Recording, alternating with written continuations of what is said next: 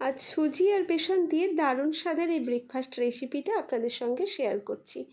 এটা বাচ্চা বড় সকলেরই বেশ ভালো লাগবে। একটা নতুন ধরনের টিফিন, এটা বাচ্চাদের স্কুলের টিফিনেও দিতে পারেন, টেস্ট খুব সুন্দর হয়। তো এখানে আমি একটা মিক্সিং বোল নিচ্ছি আর এই সুজির প্যাকেটে সুজি ব্যবহার করব আমি। তো নমস্কার বন্ধুরা, কেমন আছেন আপনারা সবাই? আমার চ্যানেলে আপনাদের সবাইকে স্বাগত জানাই। এখানে আমি একটা বাটি ব্যবহার করছি, এই বাটির মেপেই আমি সব কিছু নেব। হাফ বাটি এখানে সুজি নিলাম, সুজিটা এর মধ্যে ঢেলে দেব। এবারে এই বাটি মাপ করেই যতটা সুজি নিয়েছি ততটা আমি বেসন নিলাম। এবারে এর মধ্যে স্বাদ মতো লবণ, মানে ওই হাফ চামচের একটু কম লবণ দিলাম। আর একটু 2 চিমটির মতো আমি খাবার সোডা দিচ্ছি এখানে। দিয়ে এটা খুব ভালো করে শুকনো উপকরণগুলো মিশিয়ে নিয়ে, আর এটার মধ্যে 2 বাটি জল লাগবে। এটা 2 বাটি জল দিয়ে এটার একটা ব্যাটার তৈরি করতে হবে। এখানে জলটা অল্প অল্প করে দিয়ে তারপর এটা মিক্স করতে হবে, নাহলে একসঙ্গে সব জল ঢেলে দিলে খুব ভালো করে কিন্তু মিক্স হবে না, গোটা থেকে যাবে। সেই জন্য অল্প অল্প জল দিয়ে মিক্স করতে হবে। আর এটা কম জল দিলে হবে না, যে বাটির মাপ করে হাফ বাটি সুজি নিয়েছি ওই বাটিরই 2 বাটি জল লাগবে, কারণ সুজিটা তো ফুলবে, সেই জন্য একটু মানে বেশি জল লাগবে। তো তারপরে একটু চাপা দিয়ে রেখে দিলাম, সুজিটা ফুলে যাবে। তারপরে এখানে 3টে আলু আমি সেদ্ধ করে নিয়েছি, সেদ্ধ করে খুব ভালো করে মিক্স করে নিলাম। এবারে কড়াইয়ের মধ্যে তেল দিয়ে 1 চামচ জিরে দিলাম, ছোট চামচ তো, এটা বড় চামচের হলে 1 চামচে জিরে, গোটা জিরে দিলাম। আর একটু কাঁচা লঙ্কা দিলাম, কাঁচা লঙ্কা কুচি, আর একটু হলুদ আর কাশ্মীরি লঙ্কার গুঁড়ো দিয়ে যাতে আলুটা সুন্দর একটা কালার আসে সেই জন্য। আর এতে পেঁয়াজ দিলেও পেঁয়াজ দেওয়া যায়, কিন্তু আমি আর আজকে পেঁয়াজটা ব্যবহার করলাম না। এবারে এটা খুব ভালো করে মিক্সড করে নিতে হবে।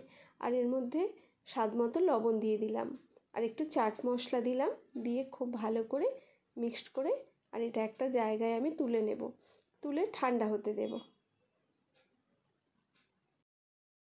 এই যে 20 মিনিটের মতো এটা চাপা ছিল, এবার এটা খুলে এই যে ঠিকঠাকই আছে, মানে সুজিটা ফুলে, ওটা যখন আমি রেখেছিলাম তখন কিন্তু খুব পাতলা মনে হচ্ছিল, সুজিটা ফুলে এবার ঠিকঠাক হয়ে গেছে।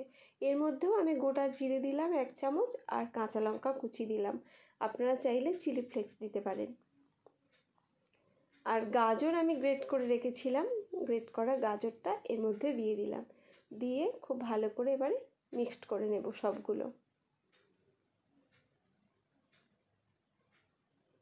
এবারে ফ্রাই প্যানের মধ্যে একটু অল্প তেল ব্রাশ করে নিয়ে এবার এটা ছড়িয়ে ছড়িয়ে দিতে হবে, মানে বাইরের দিক থেকে দিয়ে, যেমন মানে আমরা কোনো প্যানকেক আরে বানালে মাঝখানটায় দিই, এটা যেহেতু খুব লিকুইড, বাইরে থেকে ছড়িয়ে ছড়িয়ে দিয়ে ভেতর দিকটা দিতে হবে এটা পূরণ করে।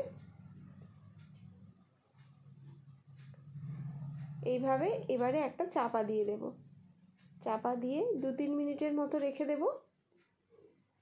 ওপর থেকে আরও একটু অয়েল ব্রাশ করে নিলাম, একদমই অল্প, এটা খুব কম তেলের খাবার।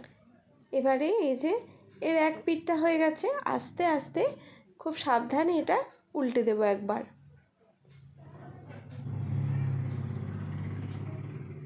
না উল্টালেও হয়ে যায় একটু বেশিক্ষণ রাখলে, কিন্তু আমার মনে হয় একটু উল্টে দিলে এই পিঠটাও ভালোভাবে আঁচ খেয়ে গেলে বেশি ভালো লাগবে।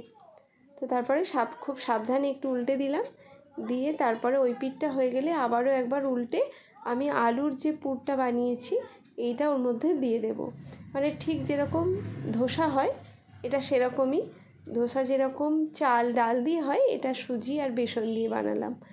এটাও কিন্তু দারুণ টেস্ট, চটপট হয়ে যায় আর খুবই কম তেলের টিফিন, তো বেশ ভালো লাগবে, বাচ্চাদের খাওয়ালেও ভালো লাগবে, আর আমাদেরও এটা একটা নতুন ধরনের টিফিন, বেশ মানে টেস্টি। আর আমরা ধোসা তো সবসময় বানাতে পারি না, খুব কম তেলে ইনস্ট্যান্ট বানানো যায় টিফিনটা, কিন্তু দারুণ।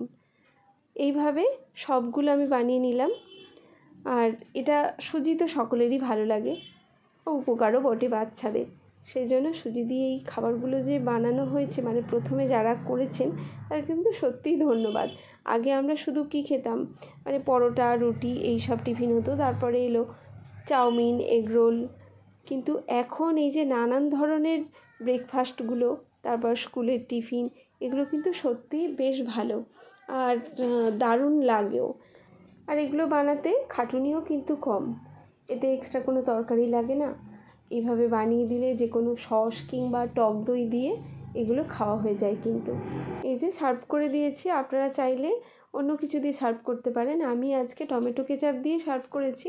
এটা টক দই কিংবা মেয়োনিজ এগুলো দিয়েও খেতে খুব ভালো লাগে। তো আজ এই পর্যন্ত আমার ভিডিও যদি ভালো লাগে থাকে প্লিজ একটা লাইক করবেন, আর আমার চ্যানেলে নতুন হলে সাবস্ক্রাইব করার অনুরোধ রইল। তো সবাই খুব ভালো থাকবেন, সুস্থ থাকবেন। আবারও দেখা হবে পরের ভিডিও দেখার জন্য আপনাদেরকে অনেক ধন্যবাদ।